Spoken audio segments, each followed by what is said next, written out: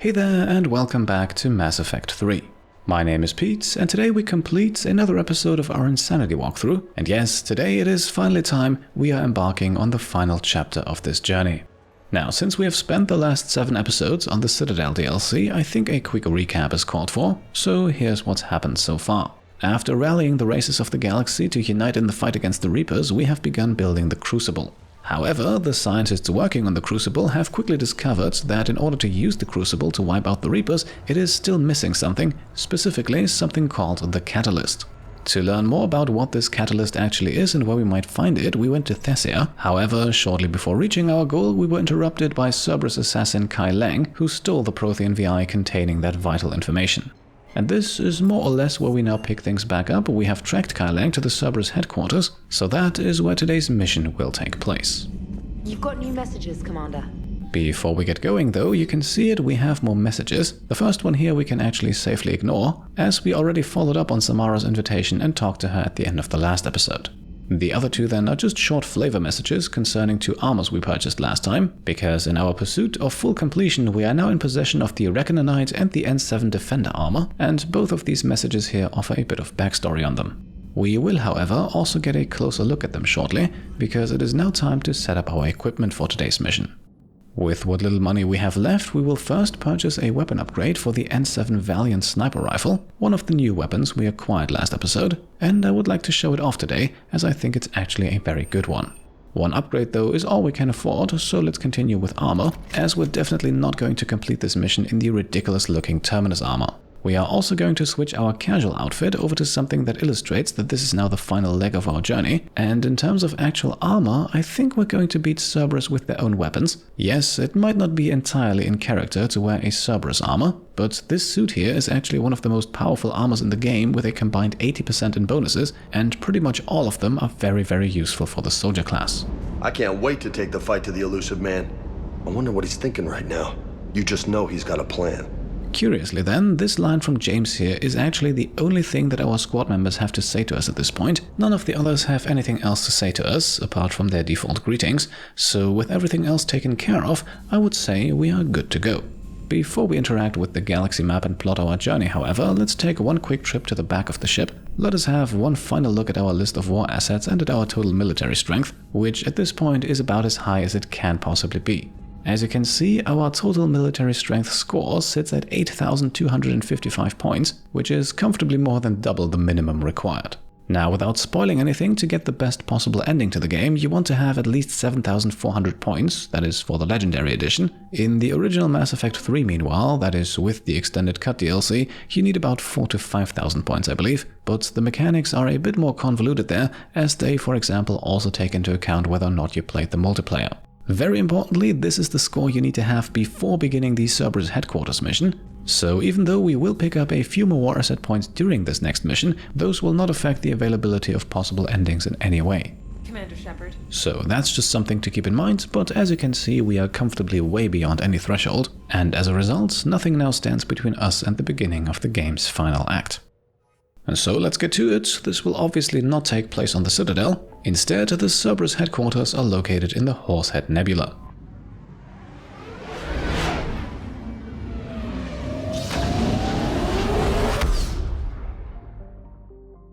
We arrive in the Pax system, interestingly enough the home of Noveria, but there is nothing to scan here and the Illusive Man's base is located elsewhere. It will be found in the Inadia system, where it is actually the only point of interest.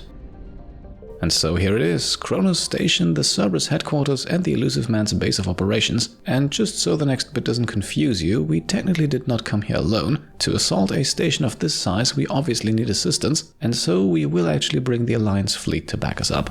Shepard, the intel you sent looks good. The fleets are ready to go. But?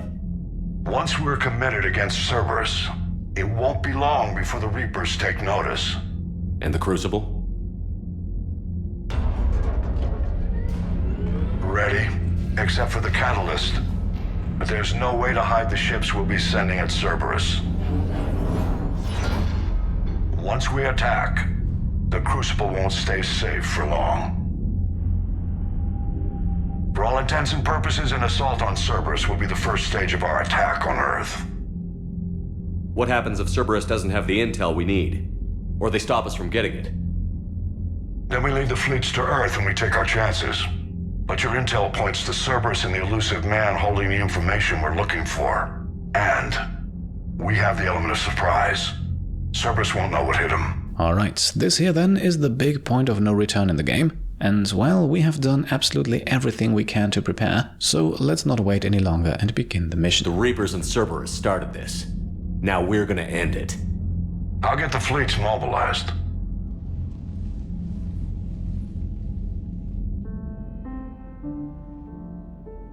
It's going to take a few more hours for the fleets to mobilize. I hate the waiting. I've been trying to find ways to pass the time. Come up with anything good? I thought maybe you could use some company tonight. And yes, we could send Tali away now, but I honestly don't see a reason why we would. So instead, let's have the two of them spend the night together. Who knows how many more they have left. Will you stay here with me? Until the call comes? For as long as you want.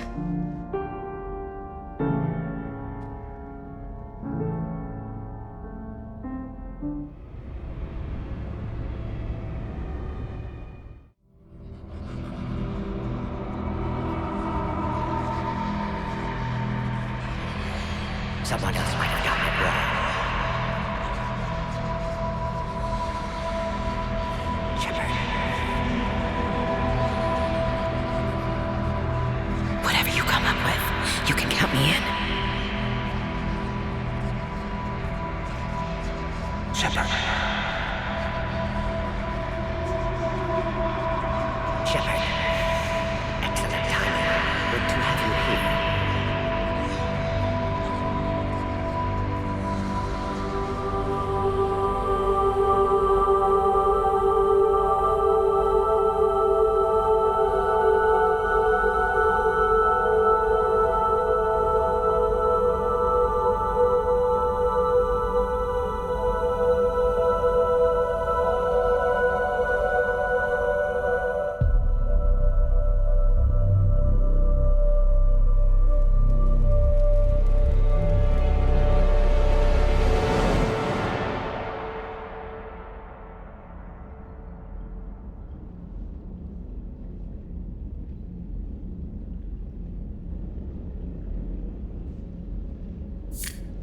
Hey, You okay? my system has adapted. No more negative reaction to you anymore. That's how we survive. Is it how we survive? Adapting? To cold or interspecies contact, yes. To the Reapers, no. You're doing the right thing. You've assembled the largest military force in history. Nobody could have done more. By the way, none of the dialogue options here are morality choices just yet, and in this case in particular, both options seem perfectly valid. Still, we'll go with the one at the top and show ourselves doubtful. After all, we are still facing the Reapers. We've lost so much already. Sometimes You don't know if what'll be left was worth the fight. I know. And when I feel that way, I reach for you. Thanks. Whenever you need me.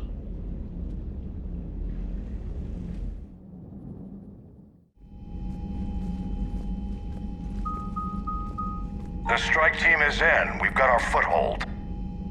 Fifth Fleet, all forward. I don't want a single Cerberus ship in my sky when we're through. Shepard, I should accompany you on this mission. Why? This is the central point of operations for Cerberus. They will have enhanced security measures. With my knowledge of Cerberus algorithms and this body's updated protocols, I offer the best chance to help you succeed. Grab your gear.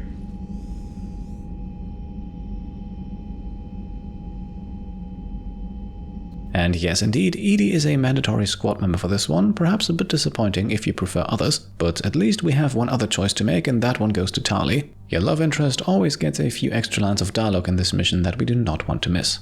Weapon selection then, no surprise for Shepard, we are indeed going with the N7 Valiant sniper rifle. We have picked up a bunch of other new weapons too, but something with a bit of range actually comes in handy for this mission, as much as I would also like to show off the new shotguns or SMGs.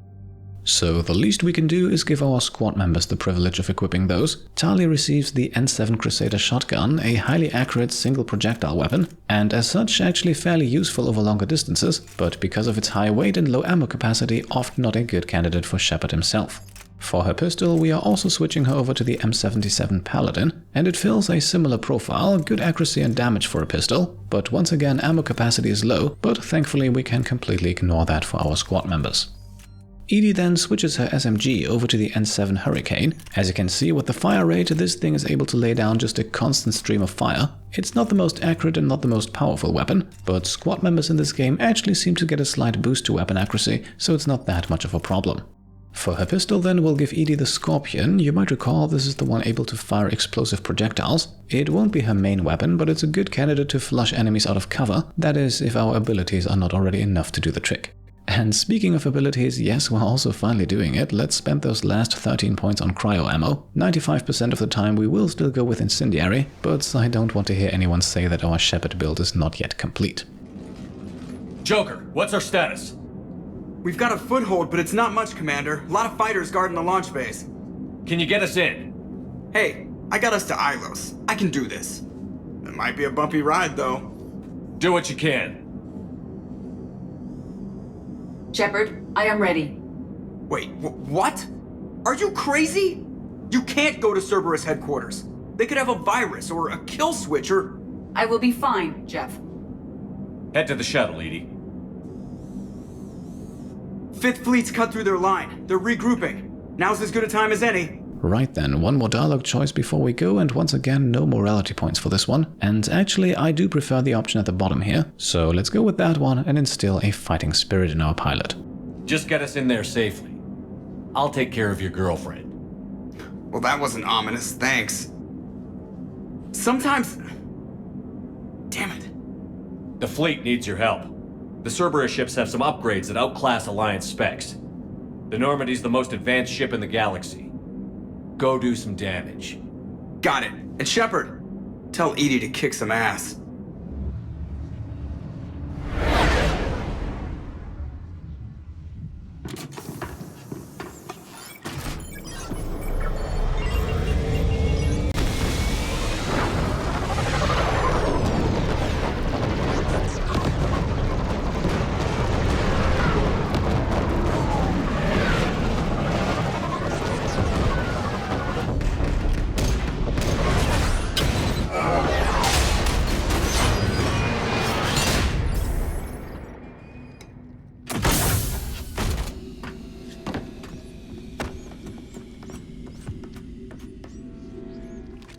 Everything okay, Cortez? I'm fine. I've got repairs to make here. Give Cerberus help. Understood! One confirmed hostile team. We've got them locked in Hangar 16. First responders are in. We have to assume termination. Find the numbers. Backup is inbound, and hostiles aren't going anywhere. If need be, we'll suspect the damn hangar. Shepard, they're launching fighters! Right, so here we are, crashed inside the Kronos Station hangar, and this one is very much still active, with fighters constantly being launched, not to mention the presence of numerous enemies, including a heavy Atlas mech. Shepard, we've got mech coming! Now, a few quick bits of information. First, the mech fight can actually be avoided, but only if you are quick enough to take out the pilot as they climb into it. On Insanity difficulty though, that's extremely risky, so we're not doing it. Speaking of risky, as you can see, we are also going for a bunch of melee kills. We still need 28 of them to unlock the Brawler achievement, and yes, that's a lot, and yes, we only have 2 episodes left, including this one, but as you know, I like a good challenge. Thirdly then, we absolutely want to stay away from those fighters as they launch, because if we're too close, a bypassing fighter will do a lot of damage, usually enough to strip away our entire shields, if not more. And finally, the mech is unfortunately not the only dangerous enemy in the area. There is also a Cerberus sniper hidden on the upper section above, and both the mech and that sniper are very good at taking out your teammates, so in this fight in particular, it's a good idea to keep those behind cover. Security breach in Hangar 16. Initiating Achilles Protocol. Shepard, Cerberus intends to vent the hangar bay. Can you stop them? I need an active console. Try the upper level. And as you can see, we are already on our way to that upper level. To get to the console, we need to go right, but if you need it, there is an ammo drop to the left. We are stocked full, however, so let's give EDI console access. 16 secured. Engaging Achilles protocol. EDI, I've got a console. Go! Hangar vent procedure. Disabled. Can you open the hangar? No. However, I can access their fighter launch controls.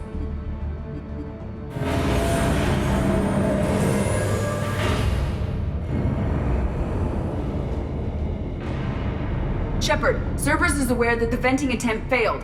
Reinforcements are inbound. Right, this next fight here, another excellent opportunity to grab melee kills. Yes, we are ambushed and need to react quickly, but we are only attacked by 3 enemies, and thanks to the scope on our sniper rifle, the Guardian is not much of a problem. Another Cerberus team is inbound. They figured out our plan! They're not stopping us now! So, 1 melee kill richer, we are about to meet our next group of hostiles. And as you can see, with the right upgrades, the Valiant is very much capable of delivering one-shot kills, and that takes into account that our armor currently only gives us a 10% weapon damage increase. And so, provided that our aim is on target, we are very much able to clear out even larger groups like this fairly quickly. I think you can see why this is one of my favorite sniper rifles in the game. Decimating the enemy resistance quickly also allows us to grab 2 more melee kills here, so that number of 28 is rapidly dwindling. Overriding safeties. The fighter should now launch toward the hangar door. Perfect. Let's get down there. Now, before we head down, there is a medical station over on the wall here. We are stocked full, however, so let's quickly patch ourselves up and then grab it, otherwise the Medigel would go to waste. In the next room, just behind the ladder, we also have a PDA worth 5,000 credits and some ammo and grenades right next to it should we need it. What we'll actually be able to use that money for, that remains to be seen. As I mentioned, we just passed a point of no return, and that includes returning to the Citadel for shopping, not that there would be anything left. Launching fighter.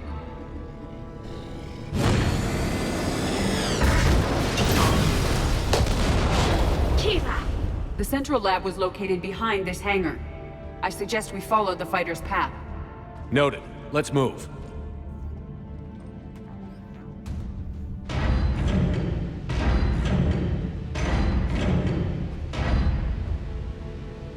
Intruder alert. All personnel prepare for security lockdown. Repeat. Hostile forces have breached the perimeter. All units respond. Research personnel, lock all terminals and destroy all data below classification level Epsilon. Right, so very quick way of dealing with this group. Melee attack the first guy, then sabotage the mech. This will briefly turn it against the other trooper, who we can then also very quickly take out. The 2 troopers, by the way, were both on their way to climb into empty mech suits, so potentially you can go up against 3 mechs in this fight. It is very much recommended though that you don't. We could now also use one of those empty mech suits for ourselves, but honestly, doing it the old-fashioned way isn't that much slower. That was the last Cerberus team in this area. I hope so. I could use a moment. Alright, and with that the hangar is once again clear, let's continue into the Inferno. Talk to me. I'm hearing reports that they pressed the door with heavy weapons. Negative. They rigged a fighter. Damn thing tore through half the facility. Finally stopped not far from Central. Shut the hostiles down before they reach the central lab. Right, so it looks like Cerberus is on high alert and we are already about to part ways with our Valiant sniper rifle, as we have just found the M37 Falcon, which we will now use for the rest of the mission. At this point we can't attach any upgrades, but honestly that won't be necessary, because this weapon is not really an assault rifle but more a grenade launcher, and while it would certainly benefit from certain attachments, it also very much gets the job done without them.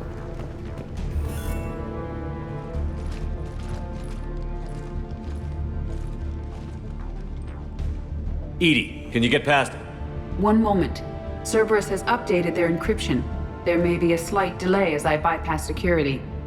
How's Cerberus reacting to us breaching the door? They are sealing off as much of the base as they can. Most obvious routes to the central lab are blocked. Other areas are being fortified. Heavy troopers will attempt to delay us while engineers set up turrets. Any more surprises like venting the hangar? No. I am aware of this facility's safeguards and can counteract them. Cerberus can merely slow us down. Now this here does look like a prototypical morality choice, but surprisingly it isn't. Still, I can't believe that it would hurt to tell EDI that we're glad she's here. And if I hadn't brought you along? Cerberus would have vented the hangar. Thanks for coming. I am pleased to assist. We must proceed through a sub-level to avoid Cerberus containment measures. Where do you think we'll find the Prothean VI? A central lab at the heart of this facility. It is the most secure area. Following the destruction left by the fighter will offer the most direct route. Right, here we go. Let's not forget to reactivate our ammo powers as we climb down the ladder, because right at the foot of it we are about to meet more enemy resistance.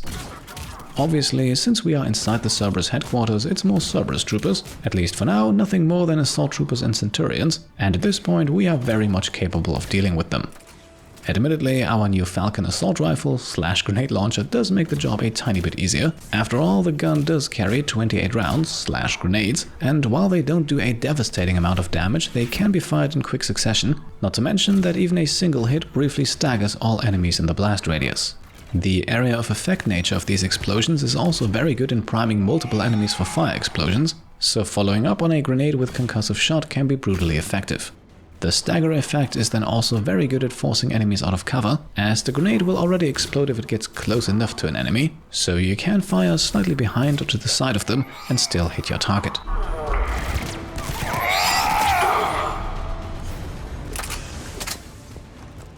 They're throwing their lives away.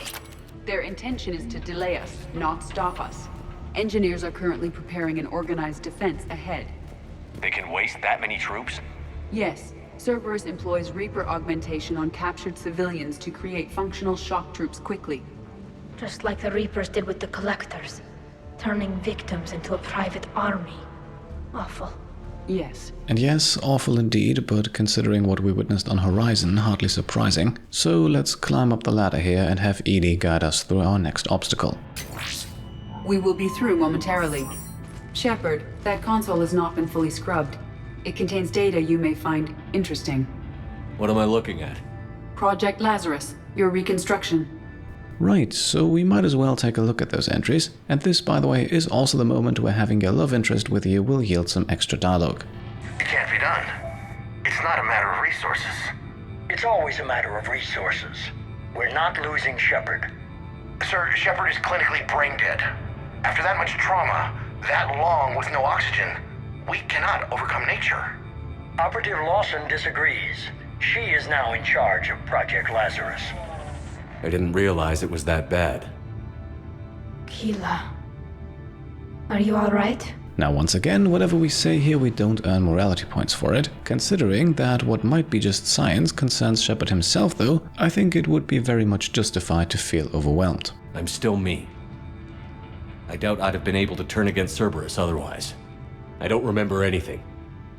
Maybe they really just fixed me, or maybe I'm just a high-tech VI that thinks it's Commander Shepard. But I don't know, You are real. Real and mine.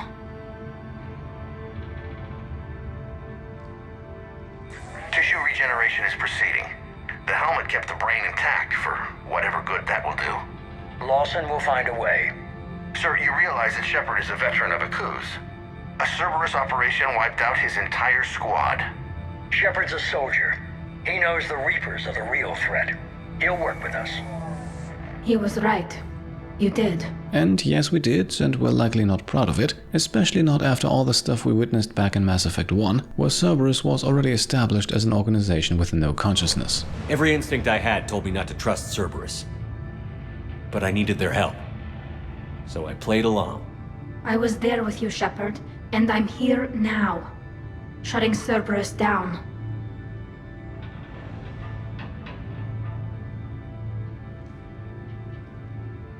Project Lazarus is reporting neurological activity. They're requesting more funding. Granted. Get me our potential recruits file. Shepard will be up soon. We need a crew. Our existing forces should be more than sufficient. No. We need sympathetic faces. I need Shepard invested. Tap Kelly Chambers and recruit Donnelly. I imagine Miss Daniels will follow. We'll want some old friends as well.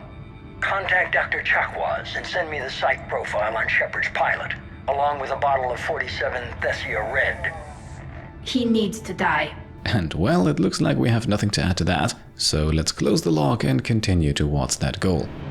How's that door coming, EDI? We are clear to proceed. Now, before we proceed, there is a very easy to overlook piece of armor in the room here, so let's grab that first and then make our exit. Incursion team, what's your status? We've cleared the hangar and are inside the base. Good work. Do you need support? Negative. Keep the heat on. We'll find what we need. The pylon is disabled. We have found the turret. Now, as soon as we drop down here, we're into the next fight, and this one can be fairly lengthy. Unless you are going for the occasional melee kill here and there, it's not terribly difficult, but it can drag out a bit for various reasons. The first and most obvious one, a plethora of Cerberus engineers who are doing their best to put up turrets whenever they can. The fight actually starts with a few turrets already set up, but if you don't keep a close eye on those engineers, you might have to fight even more than that. The other reason why this fight can be tricky are a bunch of shield generators, so now even the usually unshielded enemies get an extra layer of protection, and as long as they're standing in the vicinity of one of those shield generators or shield pylons, those shields will also recharge. Shepard, watch your flank! And yes, that also applies to the turrets, which definitely makes taking out those shield generators a top priority. Problem is, they are sometimes fairly well hidden, so Cerberus definitely knew what they were doing here.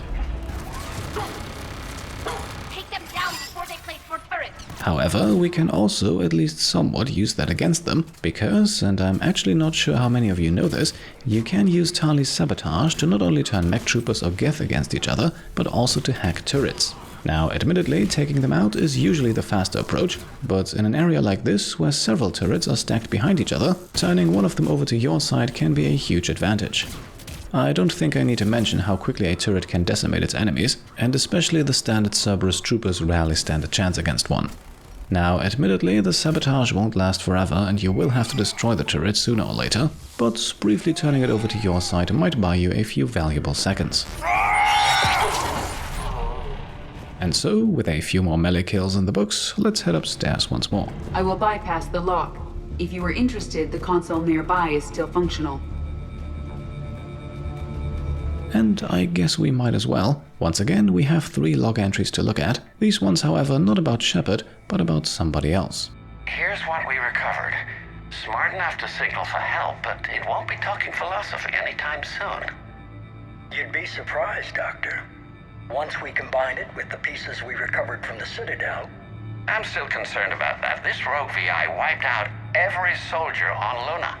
Combining it with Reaper tech, well... That's what the shackles are for.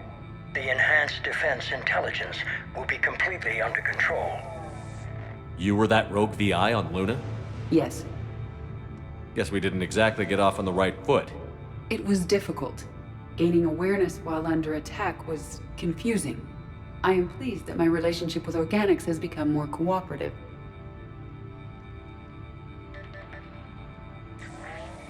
Our sims indicate that the enhanced defense intelligence gives the highest combat improvement on frigates. Anything heavier, and the ships react too slowly to benefit from Edie's advice. Edie?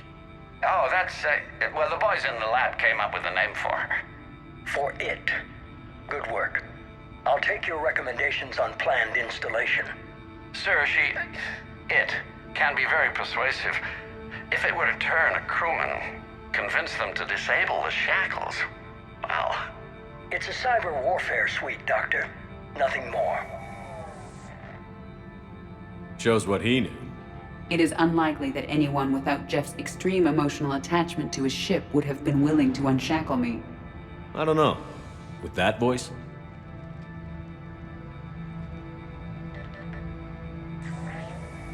What about the backups?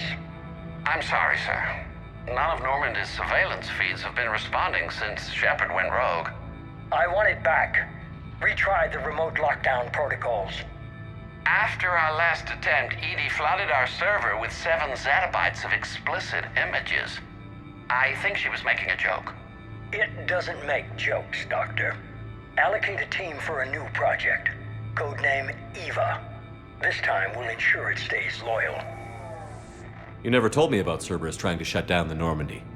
You had more pressing issues. The situation was under control. 7 zettabytes? Most of it was Jeff's. That was... a joke. I know. And thank you.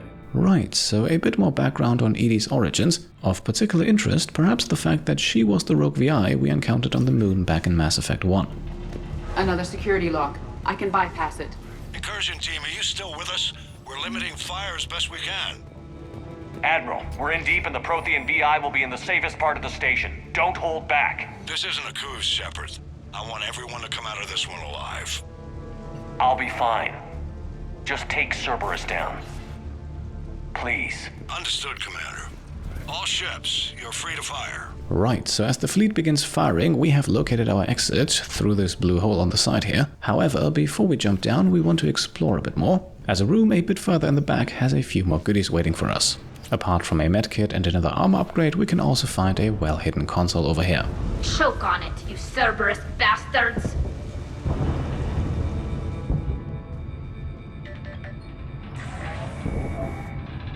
How are you holding up? I'm fine. Ready for action. Your eagerness is commendable, but the cybernetics take time to get used to, believe me. You really do remind me of Shepard. Shepard betrayed you. Shepard was always going to stay true to his beliefs.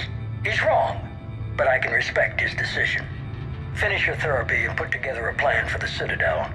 Counselor Udina is amenable. Yes, sir.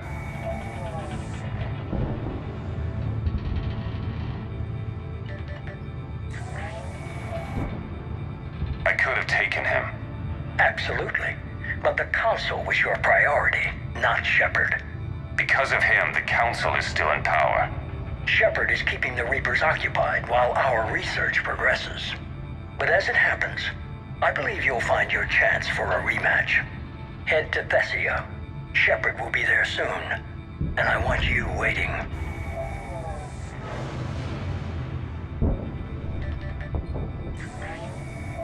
Here it is. Excellent. The Prothean VI should enable us to determine the nature of the catalyst. Combined with the breakthrough at Sanctuary, we have everything we need. We just need to tie up a few loose ends. Like Shepard? He should have died on Thessia. Should I finish him? No. I'm not writing Shepard off as a total loss just yet. For now, Sanctuary gave us a proof of concept for controlling the Reapers. And made it a target. Miranda Lawson. Get the data from Sanctuary. If Miranda gets in your way, deal with her. It will be a pleasure, sir. Right, so this time a bit more background information on Kai Leng and the Illusive Man. Both figures we have not yet met on this station, but, well, chances are we will. The logs here also once again underline the Illusive Man's desire to control the Reapers, something that might also once again come into play later. For the time being, though, let's proceed. Down the blue rabbit hole we go.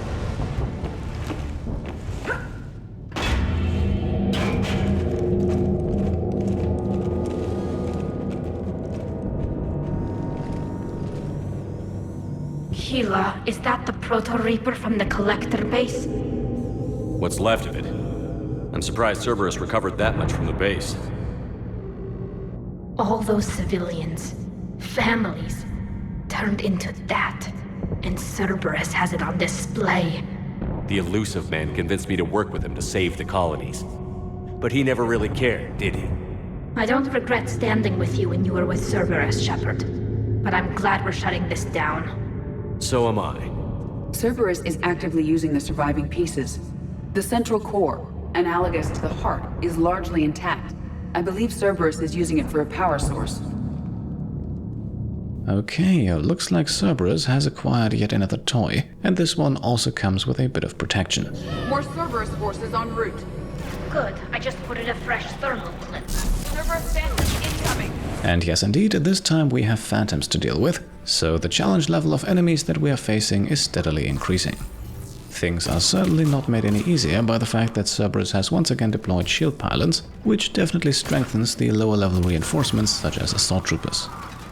Now, one very interesting bit of information about this section is that you can actually meet both Legion and Jack here, unfortunately though both as enemies. For Legion to appear, you need to turn him over to Cerberus in Mass Effect 2. Jack, meanwhile, will be converted into a Cerberus Phantom if we do not complete the Grissom Academy mission, and in that case, one or both of them will then appear in this fight and can be taken out rather unceremoniously. They do not receive any special cutscenes or introductions. This is still somewhat of a small secret, as many players will not make the decisions needed to get to this point, and as you can see, we did not make them either, but I still think it needs to be mentioned that two of your former squad members can find a rather casual end to their lives in this fight here. Tila, this thing is horrible. At least it's not trying to kill us this time. Well, I guess it's always good to look on the bright side of things. Which reminds me, there is one neat little mechanic that can make this section a lot easier, and that's the fact that all enemies die instantly if you push them off the walkway. Normally, you would of course need biotics for that, but the staggering effect from the Falcon's grenades works surprisingly well too. It is perhaps not the best idea to specifically aim to kill enemies that way, but it might still happen once or twice by accident, and if by chance it happens to hit a phantom, then, well, I guess you saved yourself a bit of trouble. Now, speaking of trouble, for the moment the fighting is over. At this point, we have actually encountered every single type of Cerberus enemy in the game in this facility, which might hint at the fact that we are getting closer to the big showdown. Before we get overly excited though, let's not forget to grab some more loot. All the way over at the end of this walkway we can find some more Medigel as well as a PDA with more credits. Up ahead we now have another door, and just as we open it we can also see that our objective has been updated. Looks like the Prothean VI is just around the corner. Before we go in to activate it though, let's grab one more medkit and PDA. And right next to that we also have one last Cerberus video log to play with, so let's see what this one holds in store for us. Grayson's brain is a mess. He must have been completely under Reaper control by the end. And the physical enhancements? Extremely impressive, if we could avoid having entire neural pathways rewritten in the process. Grayson's failure was due to a lack of resolve. He wasn't loyal to anything but his next dose of red sand. You'd like to try it on loyal test subjects, sir? Find volunteers among our new recruits. The physical benefits are too useful to ignore. The performance upgrades are off the charts. Our troops can outfight any Alliance soldier. Roll it out. I want all troopers fitted with implants before the Reapers arrive. I'm still concerned about us losing control of our forces. Some of them are already hearing voices. When our work at Sanctuary pays off, the only voice they'll be hearing is ours.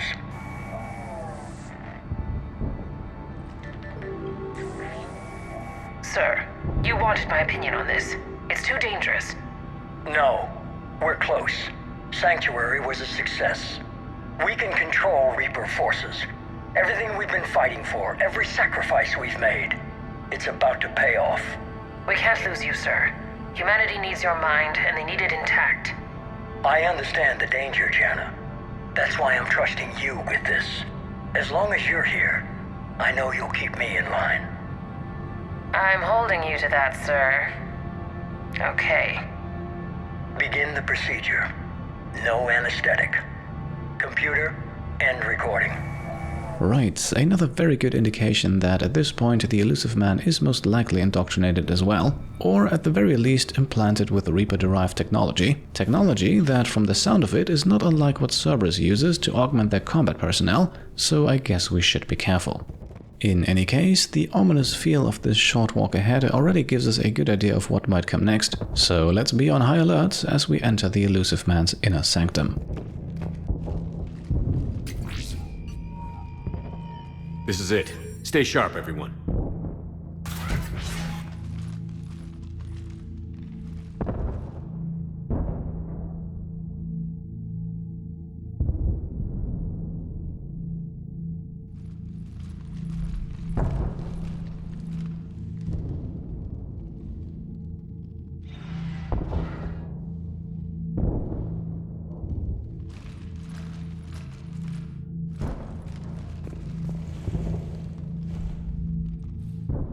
We need to locate the Prothean VI.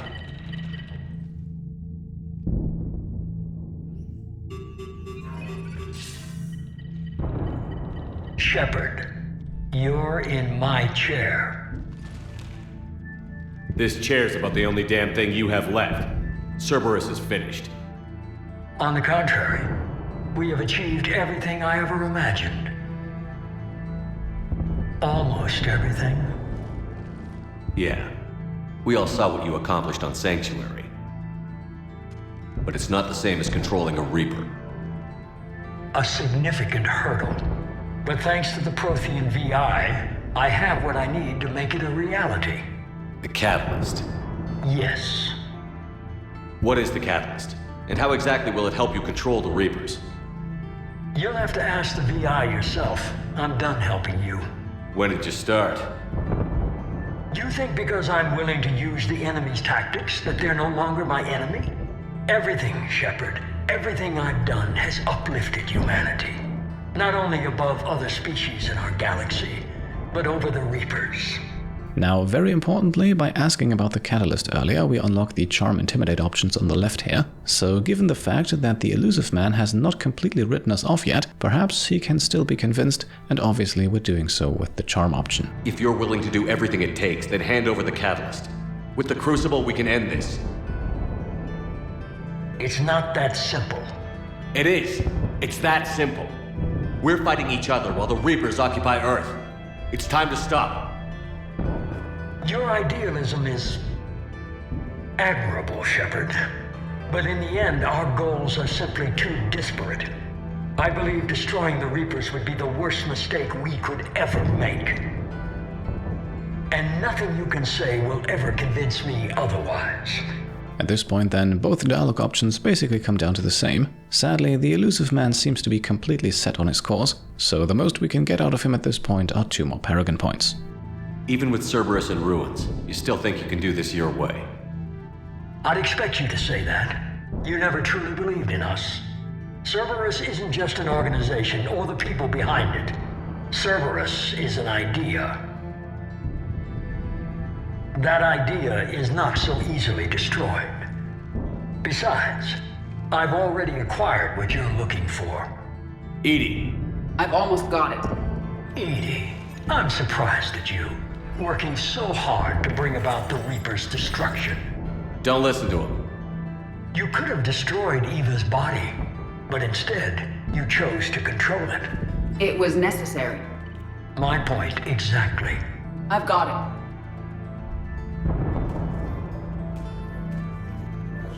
Online. Security breach detected. Enjoy your little chat, but don't overstay your welcome. You are attempting to recover me from indoctrinated forces? Yes, I need to know what the catalyst is. Security protocols have been overridden. I will comply. The catalyst enhances dark energy transmissions and coordinates the entire mass relay network. In your cycle, it is known as the Citadel. What? The catalyst is the Citadel. So the Crucible and Citadel together can stop the Reapers? That is correct. But the Citadel was built by the Reapers. The plans for the Crucible were passed down to us from the previous cycle, and countless cycles before that. At some point, it is difficult to pinpoint when, the Crucible plans were adapted to incorporate the use of the catalyst. Presumably, the Crucible was not sufficiently powerful to defeat the Reapers. So we used their own technology against them. Precisely.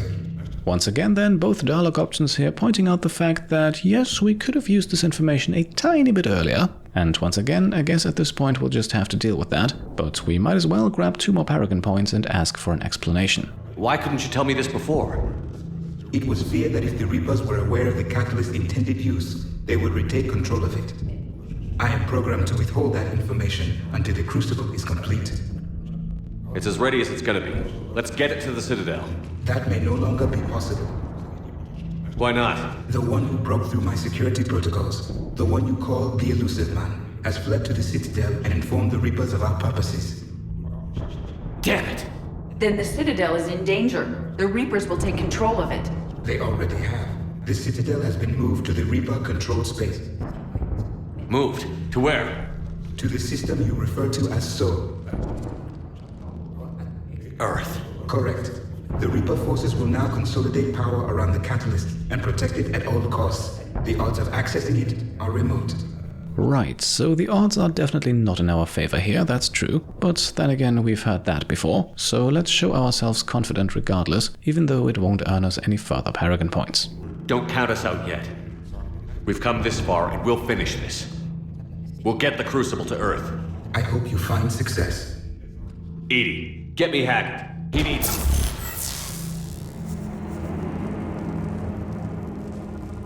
Not so fast. You. He did warn you not to overstay your welcome.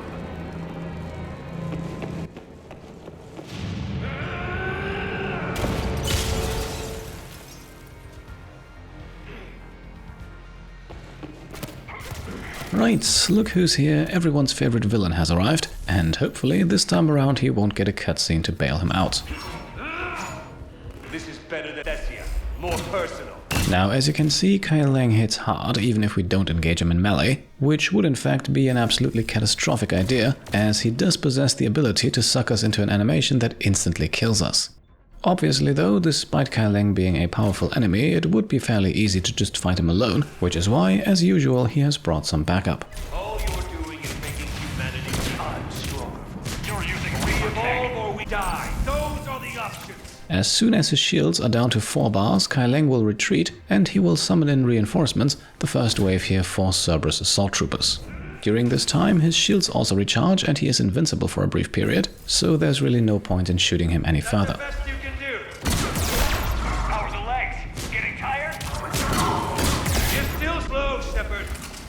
I'm only slow because I'm not running. Now, as you can see, the recharging cycle is triggered several times during this fight. The first wave is just troopers, the second wave troopers and a nemesis sniper, and there will also be a third wave, but crucially, during that third wave, Kai Leng will no longer be invincible. So once again, there are some shenanigans at play here to ensure that Kai Leng survives for long enough. Thankfully though, with a squad consisting of Shepard, Tali and Edie, we are very good at stripping shields, so even the brief recharging periods don't get him too much of an advantage. You ran in the Citadel. You ran off Thessia. Shut up! You're too late to stop what's coming. Maybe, maybe not. But you won't be there to see it. Here you can actually see that melee animation I briefly talked about earlier. As you can see, it is possible to get out of it by rapidly pressing the melee button, but the better defense in my opinion is to just not get sucked into it in the first place. And with that, we are down to wave number 3, this time consisting of 2 phantoms, and generally speaking, even though Kai Leng is no longer invincible at this point, it's a good idea to take those out first, as their melee attacks can be just as devastating. Here we are then, Kai Leng's shields have been removed and we are down to his considerably less powerful health bar, and so, thankfully, it won't take long until that's depleted.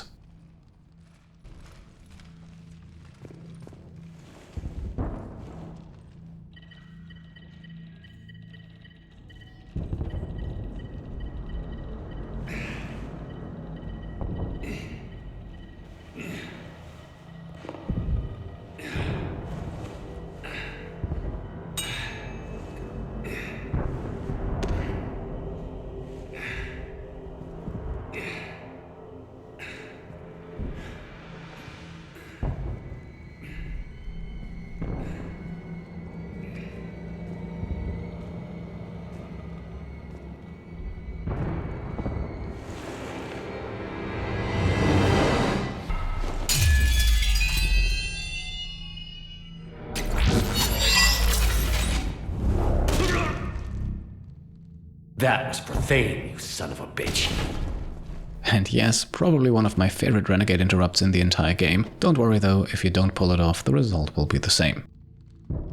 The Citadel is in position. The Reapers are preparing to complete their harvest of your species.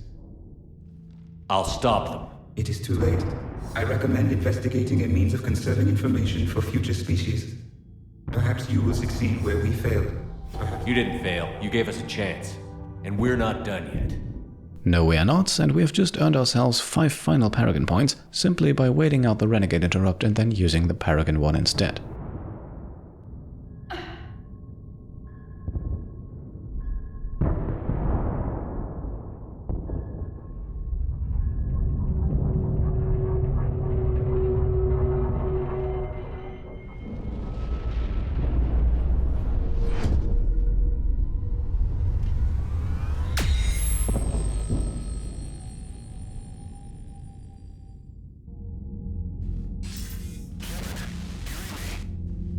Barely. I assume you've heard about the Citadel? Just now. Do we know what's going on? Why it's here? The Citadel is the catalyst. Thanks to the Illusive Man, the Reapers are now aware that we know. And so they moved it here to protect it? As far as I can tell. What does this mean for the Crucible? I'll talk to Hackett about that, but it looks like our plan is even more desperate now. Agreed. I've got a team in London. The Reapers have been preparing for something here. Now, we know what for. We'll scout it out. Try to find out as much as we can. Roger that. Well, at least we'll be seeing you sooner rather than later. Be careful, sir. You too, Shepard. Anderson out. Alright then, here we are. The Cerberus headquarters are more or less ruined and Kai Leng has been defeated. The Illusive Man is sadly still on the run, but at least we know what the catalyst is, and it looks like we'll have to go back to Earth to fight for it. Before we do though, a few crew conversations to wrap up today's episode. As you can imagine, before we embark on our final mission, everyone has a few things to get off their chest. So much for Cerberus. All that's left now is Earth. You ready? Hell yes. Put me in a shuttle. I don't want to tell my grandkids that I spent the war guarding a door. Ready whenever you are, Commander. Specialist trainer. I'm alright, really. I'm as surprised about it as you are, but I'm alright. Now, no morality points here, but Trainer did serve us well, not only against our clone. So best we say thank you now. Who knows if we'll ever get another chance. You're a credit to your uniform, Samantha. I had a very compelling example.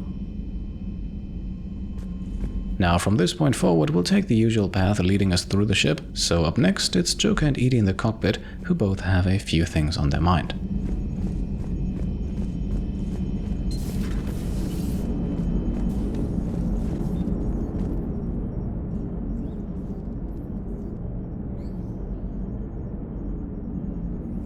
You remember our first run to Eden Prime all those years ago? With that Turian Spectre watching us?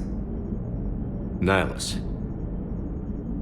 Yeah, I told you that mission was going to be bigger than we thought.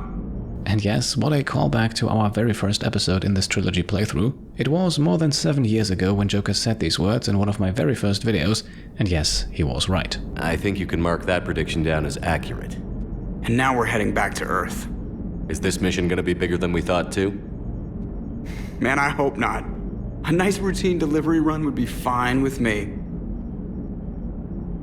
It's been an honor, Commander. Same here, Joker. I don't know how it's gonna end, but whatever happens. What do you mean, whatever happens? Everyone knows what's gonna happen. You're gonna kick some Reaper ass, that's what you do. And I'll be flying you there in style.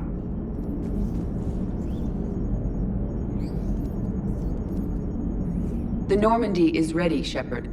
All systems are armed, all ammunition is loaded, all reloads have been manufactured. Thruster fuel is at maximum. Cyber warfare suites have evolved in ways that would be computationally impossible to predict. I have also kissed Joker for luck. How's your focus, Edie? Any big questions? No. Any small questions? No. Any lingering issues? About what? An imperfect designer who could be seen as a warped father figure, maybe? Definitely not. Did something prompt this line of questioning? I've just learned you have to ask about these things. And yes indeed, father issues definitely a common theme in this trilogy. You might recall that especially in Mass Effect 2, several of our squad members' loyalty missions actually revolved around their fathers. Although at this point I would assume that we're in way too deep to take care of any sort of loyalty mission for Edie. Instead, let us head down to the crew deck next, where we'll meet some of our longest-serving squad members. And yes, that includes Dr. Chakwas, who was sadly absent from last episode's big party. Hey, Shepard. That was rough. Glad everyone got out of there. Ready to head home? Home. Back to Earth. Oh yeah, I'm ready. About time. About freaking time. And if the Reapers mess with anything I left behind, I'm gonna be so pissed.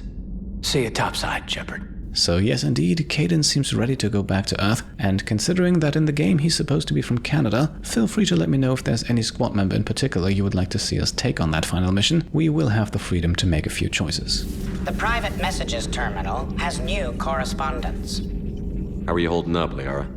Fine. I'll be all right. Just tell me when you're ready to go. Just say the word. The Illusive Man thinks he's ready for us. Let's not keep him waiting. We can do this, Shepard. And as advertised by Glyph, Liara's Shadow Broker terminal does in fact have a new message. This one a message of gratitude from the Alliance to Miranda, who has seemingly formed her own band of ex-Cerberus operatives and is now using them to wreak havoc among what's left of the original employer. That is great to hear, and also a very good illustration of how Miranda actually serves us as a war asset, as a lot of times it's really not that clear what all of these assets actually contribute to the war effort. In this case though, I think it could not be more obvious, Miranda is definitely on a path of revenge. And with that, let's head over to where we usually meet Garrus, although for a change he's not alone. Shepard, we were just saying goodbye. And making friendly wagers. Optimistic wagers, in your case. A Turian military operative competing with a Quarian mechanic, and I'm the optimistic one. Do you remember Ilos? Yes, it was filled with Geth, which tilted the odds in your favor. Excuses. I doubt you'll be hacking any synthetics this time. I still have the shotgun. I'll be sure to let a few Reaper forces get close enough for you to use it. Thanks. Of course, if they get past me, they'll be right on top of you. That's what the armor's for. You two have been with me longer than most. You believed in me when nobody else did. Thanks. We'll finish this the way we started it. Together. Damn right. At least we finally killed Lieutenant Bastard Kai Leng. I just hope we get to do the same to his general. It's kind of amazing how everything's come full circle. The Citadel's been the center of galactic civilization, a Reaper trap, and my source of employment for a long time. And now it's our salvation for any chance at winning this war. I think it's time we got you back home, Shepard. Earth will either be remembered as the place we beat the Reapers, or it'll be a smoking ruin for the next cycle to wonder about. Keep us alive, Shepard. And yes, I'm not sure how many of you know this, but if we had not romanced Tali, the two of them would now be a bit more intimate. Since we did though, they are only meeting here as friends. And with that, our last stop down here is now Dr. Chakwas. You've come a long way since those days under Captain Anderson. It has been my great honor to be with you through this journey. I'm proud of you. Thank you, Doctor. Goodbye, Shepard. And good luck. And, well, the entire atmosphere feels eerily similar to how things were before the suicide mission in Mass Effect 2. It definitely sounds and feels like a lot of our crew is not sure whether or not we will survive this, and I think one would have to admit that their doubts are understandable. If there is someone who should be very much at ease with the entire situation, then it's Javik. After all, he has been looking forward to this for 50,000 years. I am prepared for whatever lies ahead, Commander. The Reapers have haunted the galaxy long enough. It is time to end the nightmare. The last Prothean awaits your command. There was no final battle against the Reapers in my cycle. A great moment lies before you, Commander. Well, let's hope the final battle turns out to be a great moment indeed. To ensure that it is, let us head back to the engine room now and see if there's anything we can do to help. The Normandy is ready to go, Commander. Give the word and we'll get you to Earth. And Commander, it's been such an honor to be a part of the team. Likewise, Gabby. Good luck, and be careful, okay? Yes, ma'am. Good luck with the assault. Wish I was joining you. No, you don't. I've seen you shoot. Fine. Then I wish I could shoot better. Then I wish I was joining you. Take care, Shepard.